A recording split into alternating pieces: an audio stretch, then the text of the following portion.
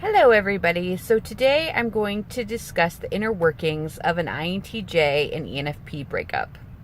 And everyone's super curious about this because at the beginning, the synergy of our combination is electrifying and undeniable. When it's good, it's usually intense and it's amazing and it's great.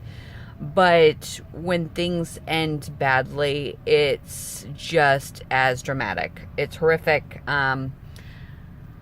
So, in my experience, INTJs are best at the beginning of a relationship. They love learning something new about someone and they love the idea of the possibilities. So, of the relationship.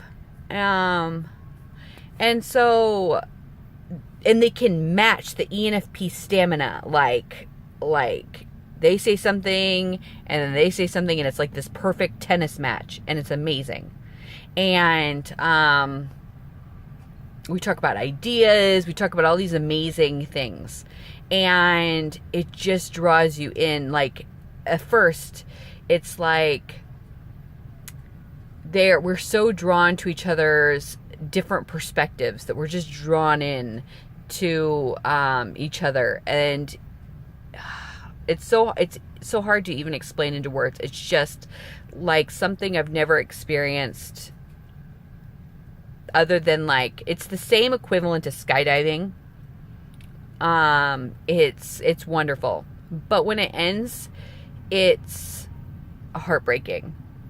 And the INTJ will, if they no longer see a future with you, and they've, believe me, they've tried to see it from every angle. And so if they no longer see a future with you or you've broken their trust, they wall you out and you think, wow, I mean nothing to them. It's almost like the TE door slam is so hard to take because you feel like you were so close and intimate and you knew every detail, every thought. They were so open with you, and all of a sudden you are walled out like you never even mattered to them. They don't even pretend. Like they are like, you mean nothing. Like, and they won't talk to you anymore. Like it's done. And I experienced this a little bit with my husband and I got separated a couple years ago, and it was because both of us were toxic. Both of us were at fault. It wasn't one or the other. But it resulted because of something that I did. And he was so cold with me. He was no longer warm, and you no longer had the inside jokes and the banter. They stopped becoming your friend. They stopped becoming everything. They act like you are dead to them and you mean nothing and you never have. And it was all a lie, and you're like, they don't act like they grieve. And the ENFP's going, well, I'm grieving. Why aren't they grieving? Did I matter to them at all? Because they don't act like, they just moved on with life and acted like, not like it didn't even bother them. But inwardly, they are churning, and they won't give you the satisfaction of knowing what's going on and that you affected them. But they are just beating themselves, and they're mad and they're upset with you, and they're trying to think about every area that's gone wrong, and they miss you, but they won't let themselves miss you. And it's like they're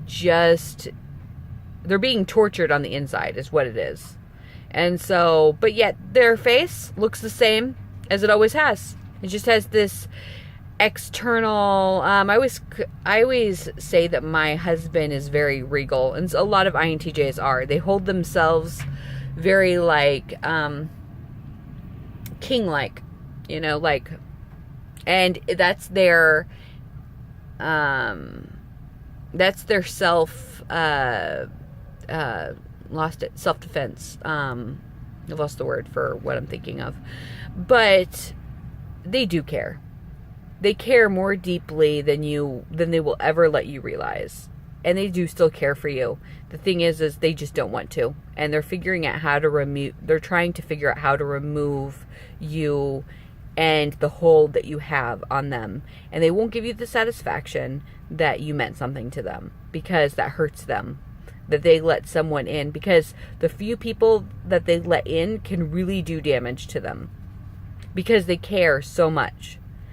But nobody else knows that from the outside. If you are not in an INTJ's inner circle, you always see them as cold and robotic, but they are not. They are tender and maybe not in the classic expression of like what an INFJ would be, but they do care, and they are deep, and they, and they are letting themselves be vulnerable with you, which is something that they never want to be.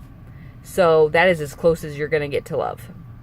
But the ENFP handles breakups very differently. We let ourselves feel all the pain, but then we start to move on. We're like, okay, once we've done that, we just start distracting ourselves. And the problem with ENFPs is that often we have a lineup of people that have been wanting to be in a relationship with us, and we have someone to move on with quite quickly. So sometimes when INTJs start throwing these fits and kind of, we'll call their bluff, because we have a line of people that have been wanting to be with us and looking for an ENFP.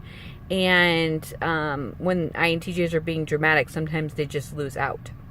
And so I want you guys I hope this gives you a little bit of insight as to what it's like. I've helped also my INTJ heal from another breakup, and it is just tons of questions, because the thing is he was open with me, but he would never be open with that person. And so for me, it was like, I'm struggling with this. I'm struggling with, and he would just help me with questions. What is she thinking? Why would she do this? Why? And it's like, it's not over, but yet from your perspective, it is. So I just found that super interesting, and I know there's a lot of questions on it.